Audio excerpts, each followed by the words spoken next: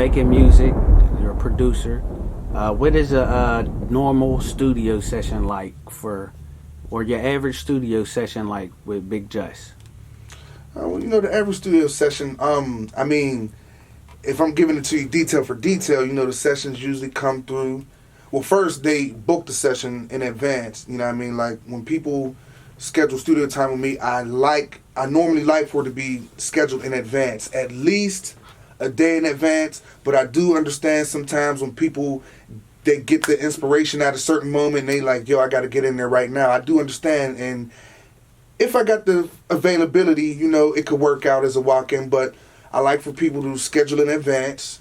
When they come through, they usually got their choice of poison, whether it's, a bottle of their favorite beverage or, some weed to smoke.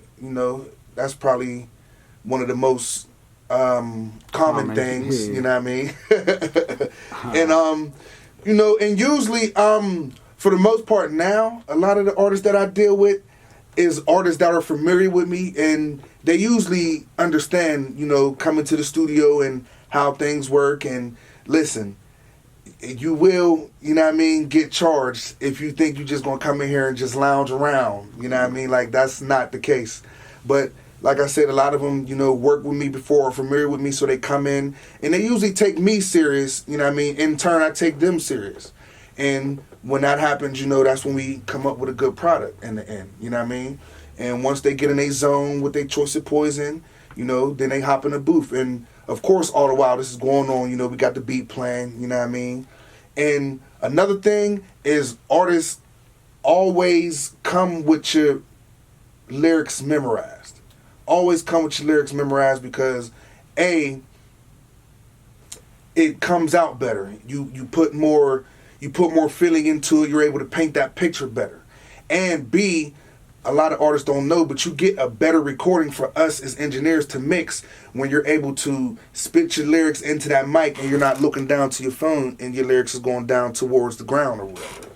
You know what I mean? And 9 times out of 10, I ain't going to say all the time, but most of the time, once we get done with the recording part, I'll go into the mix part of the session and, tighten up the vocals, make sure the beat is on point and everything, because sometimes there could be certain instruments that might need turned up or turned down. And, once I get to the mix part of that session, that's when I'll adjust it, you know what I mean? And after I mix it, a lot of the times the sessions usually like to hear some more beats, you know what I mean? Get a beat, maybe a couple beats, take it to the crib, something to write to, so that way next time they come back, they can use their time more wisely. They can record more songs, And, yeah. That's pretty much usually the process, detail for detail. Okay.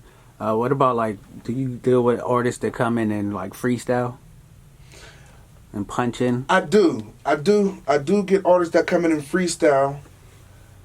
And the thing about that, though, is that if it's not something that you're used to doing or that you normally do, the crazy thing is a lot of them usually come back and like to switch them out. They usually like to say, oh, bro, I need to do a whole new verse.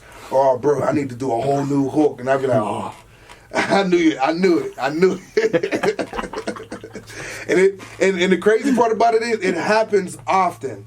It happens quite often. I mean, ain't nothing wrong with that. I understand that artists like to perfect their craft and everything, and sometimes they might go a little overboard with the liquor, or they might be a little too high, and they might, say some things that they might not have meant to say on the track, or it might not have sounded right. I get it, but it do happen quite often, though.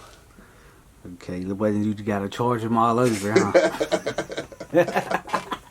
Hey, it's a part of the game, man. Hey.